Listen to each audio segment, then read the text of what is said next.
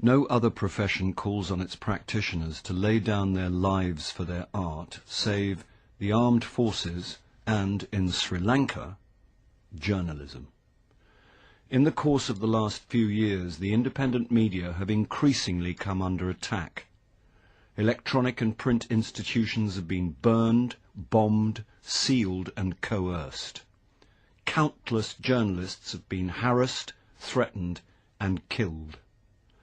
It has been my honour to belong to all those categories, and now especially the last. I have been in the business of journalism a good long time. Indeed, 2009 will be the Sunday Leader's 15th year.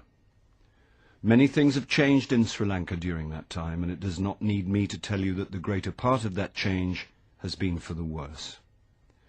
We find ourselves in the midst of a civil war ruthlessly prosecuted by protagonists whose bloodlust knows no bounds. Terror, whether perpetrated by terrorists or the state, has become the order of the day. Indeed, murder has become the primary tool whereby the state seeks to control the organs of liberty. Today it is the journalists, tomorrow it will be the judges. For neither group have the risks ever been higher or the stakes lower. Why then do we do it? I often wonder that. After all, I too am a husband and the father of 3 wonderful children. I too have responsibilities and obligations that transcend my profession, be it the law or journalism. Is it worth the risk? Many people tell me it is not. Friends tell me to revert to the bar, and goodness knows it offers a better and safer livelihood.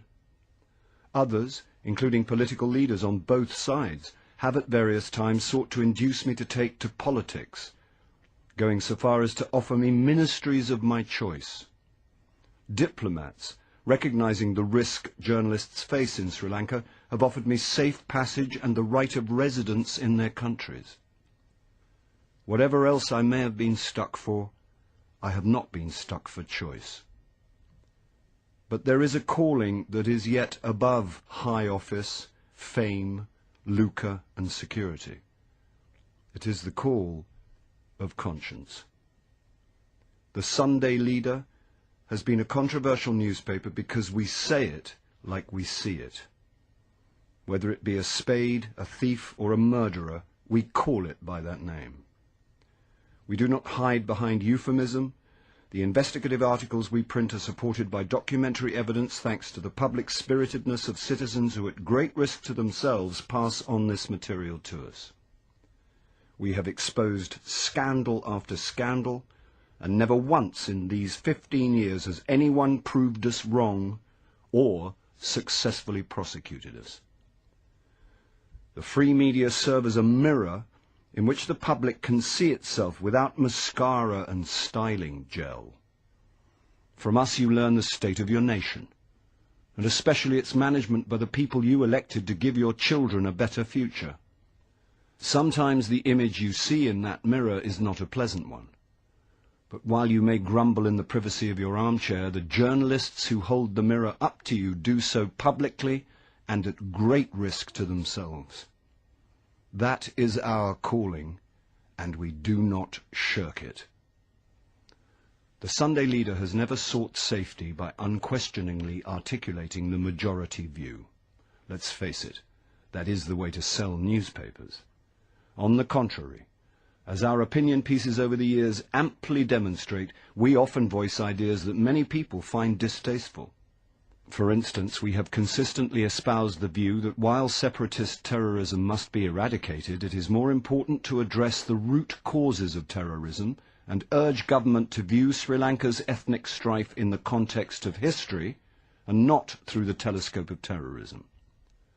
We have also agitated against state terrorism in the so-called war against terror, and made no secret of our horror that Sri Lanka is the only country in the world routinely to bomb its own citizens. For these views we have been labelled traitors, and if this be treachery, we wear that label proudly. Many people suspect that the Sunday Leader has a political agenda. It does not.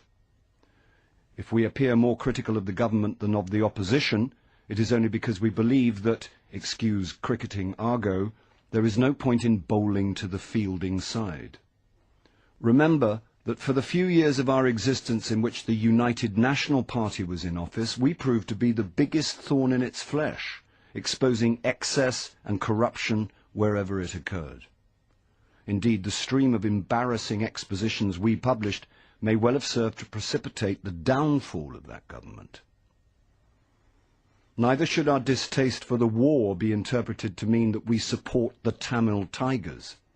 The LTTE is among the most ruthless and bloodthirsty organizations to have infested the planet. There is no gainsaying that it must be eradicated. But to do so by violating the rights of Tamil citizens, bombing and shooting mercilessly, is not only wrong, but shames the Sinhalese, whose claim to be the custodians of Buddhist teaching is forever called into question by this savagery, much of it unknown to the public because of censorship. What is more, a military occupation of the country's north and east will require the Tamil people of those regions to live eternally as second-class citizens, deprived of all self-respect. Do not imagine you can placate them by showering development and reconstruction on them in the post-war era. The wounds of war will scar them forever, and you will have an even more bitter and hateful diaspora to contend with. A problem amenable to a political solution will thus become a festering wound that will yield strife for all eternity. If I seem angry and frustrated, it is only because most of my compatriots and all the government cannot see this writing so plainly on the wall. It is well known that I was on 2 occasions brutally assaulted, while on another my house was sprayed with machine gun fire. Despite the government's sanctimonious assurances, there was never a serious police inquiry into the perpetrators of these attacks, and the attackers were never apprehended.